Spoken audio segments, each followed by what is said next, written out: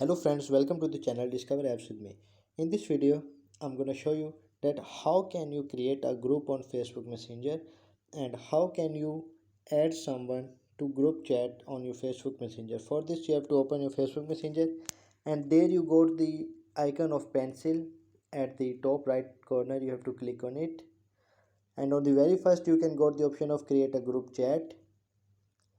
And for example, I have created the group with this,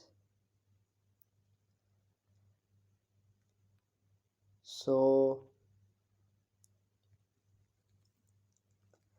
you can see that my group is created.